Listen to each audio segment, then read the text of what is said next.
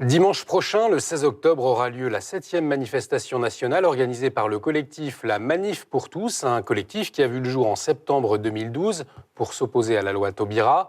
Le mariage entre personnes de même sexe est légal depuis le 17 mai 2013. Pour autant, La Manif pour tous continue sa mobilisation. Pour nous en parler, nous recevons sa présidente Ludovine de la Rochère. Bonsoir. Bonsoir. Alors, pour commencer, la manifestation de dimanche entend contrer les nouvelles offensives contre la famille et l'éducation. Alors, qu'est-ce que ça veut dire? Quelles sont-elles? Alors, nous sommes dans un contexte politique un peu particulier, à l'orée d'une année très politique. Et au cours de cette année, il y a la présidentielle. Et vous le savez, François Hollande, de notoriété publique, souhaite vraiment, à tout prix, être réélu. Au moins candidat et, si possible, réélu.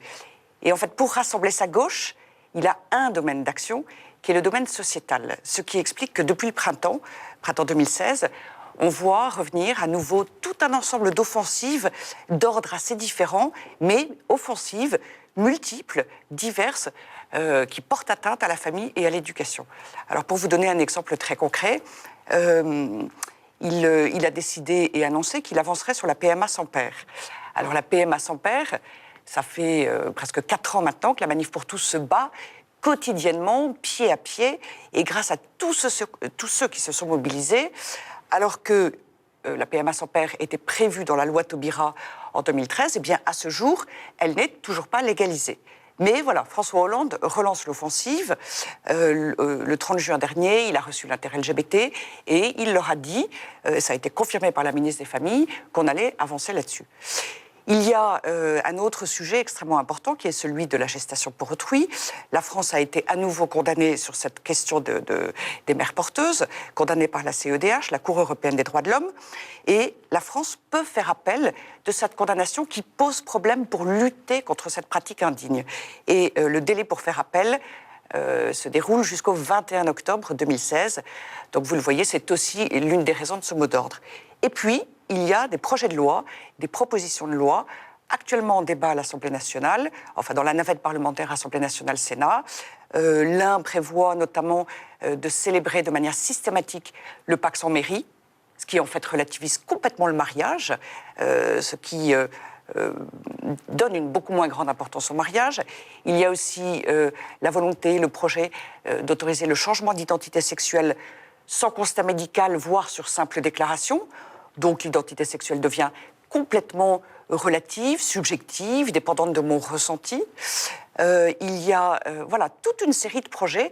Il y a également le statut du beau-parent que François Hollande a promis à l'inter-LGBT le 30 juin dernier. C'est une vieille revendication du lobby inter-LGBT. Il a promis qu'un projet de loi qui avait été mis de côté, grâce à la Manif pour tous d'ailleurs, il y a 2 ans, allait revenir dans la navette parlementaire. Le statut du beau-parent n'est pas utile puisque la délégation d'autorité parentale existe.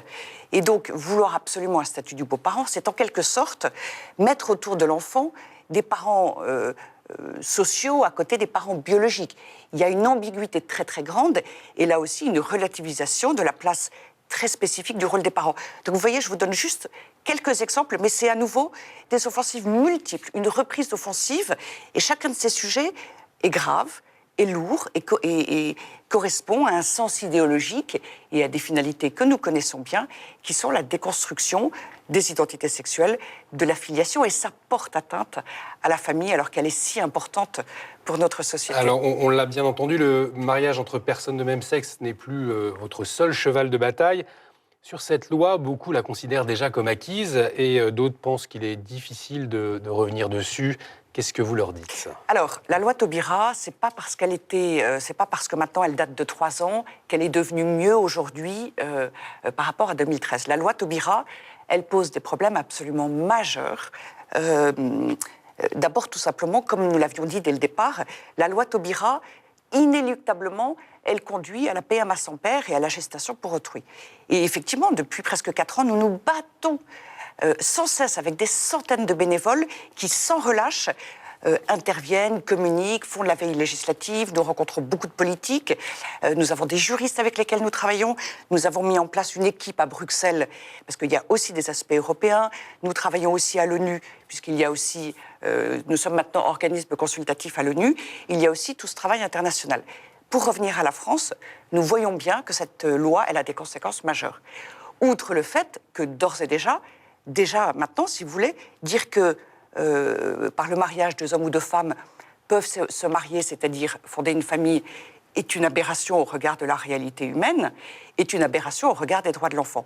Et puis l'autre partie, déjà actée par la loi Taubira, c'est l'adoption pour des couples de 2 hommes ou de 2 femmes, ce qui est également, ce qui revient à piétiner les droits de l'enfant. Donc cette loi Taubira, qui a été promulguée il y a maintenant plus de 3 ans, nous sommes entre guillemets sous le régime de la loi Taubira, et nous continuons à dire, et d'ailleurs le pape l'autre jour a parlé d'une guerre idéologique menée contre le mariage, et nous continuons à dire, le mariage implique la famille, le mariage implique la filiation, et donc tout cet ensemble, le couple, la filiation, c'est-à-dire la famille, doit être impérativement défendu sans relâche. Alors justement, concrètement, depuis avril 2015, la Manif pour tous est devenue un parti politique. Alors concrètement, comment est-ce que vous agissez? C'est quoi votre travail au quotidien auprès de ces politiques? Alors la Manif pour tous n'a pas changé du tout de message et de finalité, comme vous l'avez compris à l'instant. Techniquement, juridiquement, la Manif pour tous, qui fait partie des acteurs de la vie de la cité, de la vie publique, c'est la politique au sens grec du terme, au sens aristotélicien. Nous avons mis en adéquation notre statut juridique et notre action militante politique. Alors en sachant que nous sommes une association loi 1901 toujours, mais de type groupement politique. Et nous ne changeons pas nos objectifs et nos manières d'agir, c'est-à-dire toute action possible, si elle peut être efficace dès lors qu'elle est pacifique, mais il n'est pas envisagé ni envisageable pour nous de rentrer dans la vie politicienne. Un syndicat pour la famille, en quelque sorte? En quelque sorte, absolument, un syndicat pour la famille et compte tenu de l'ampleur des attaques, mais sans précédent, qui ont été menées contre la famille et donc qui reprennent en ce moment, et puis qui ont été menées du point de vue anthropologique, mais aussi du point de vue de la politique familiale, du point de vue des allocations, du point de vue de la fiscalité. Il y a aussi la question de l'éducation, du rôle des parents. Alors effectivement, nous avons été conduits, à cause de François Hollande, à intervenir sur l'ensemble de ce champ, un peu un syndicat de la famille. Malheureusement, il nous reste assez peu de temps pour terminer. L'affluence de dimanche prochain, en quoi est-ce qu'elle est primordiale pour votre action à venir en cette année électorale? Alors, elle est extrêmement importante pour une double raison. D'abord, nous devons vraiment impérativement mettre un coup d'arrêt majeur, un coup d'arrêt fort, puissant, à ces nouvelles offensives qui ont des motifs électoralistes, mais qui peuvent encore davantage piétiner et déstabiliser la famille et donc la société. Et puis par ailleurs, nous savons bien que depuis maintenant des années, et je dirais même avant 2012, nous sommes dans un mode d'action politique, une manière de faire des politiques qui est quand même trop souvent sous un regard très libertariste, très individualiste, et la société est très déstabilisée. Notre société ne va pas bien, et il faut protéger cette cellule de base de la société qu'est la famille. Il faut envoyer un message puissant, un message fort aux candidats à toutes les échéances qui vont se présenter cette année. C'est essentiel pour l'avenir. Merci beaucoup, Ludovine de la Rochère, d'avoir accepté notre invitation. Merci à vous de nous avoir suivis.